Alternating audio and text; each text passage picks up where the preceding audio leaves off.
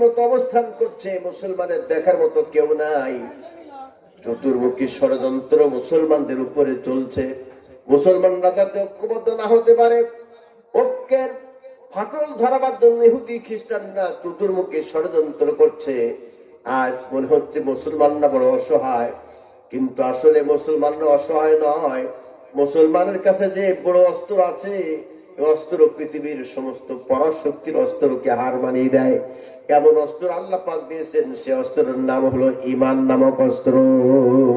ঠিক কিনা আমার ভাইয়েরা?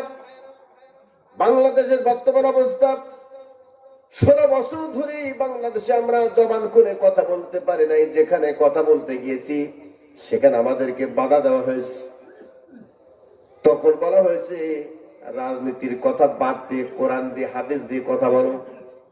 এখন যদি নতুন করে আবার কেউ বলে কোরআন দিয়ে হাদিস দিয়ে কথা বলেন, রাজনীতির কথা বলা যাবে না। একটুখানি জানতে চাই আপনাদের কাছে, কোরআনের মধ্যে কোন রাজনীতির কথা আছে কি নাই?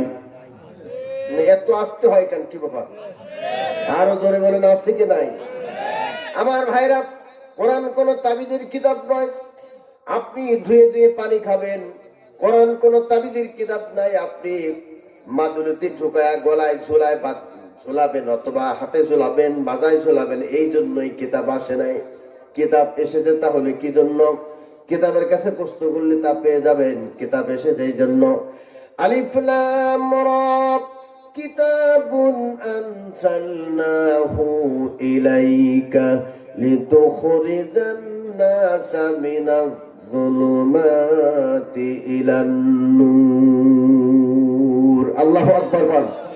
সবাই জোরে বলুন আল্লাহু আকবার। শেষে তাবারুক আছে নাকি? তো তাবারুক থাকলে তো একটু জোর হওয়ার কথা ছিল।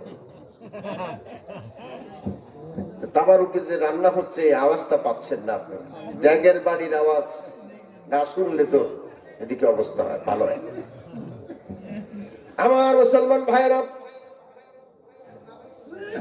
আল্লাহ তাআলা বলেন আলিফ লাম রা, কিতাবুন আনসালনাহু ইলাইকা লিতুখরিজান নাসা মিনাজ যুলুমাতি ইলান নূর।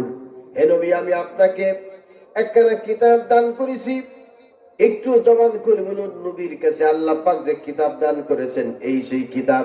একটু জবান খুলে বলা যাবে না কিতাবখানার নাম কি? যারা বলবেন না, আমি মনে করবো এগুলি কিতাবের বিপক্ষের লোক,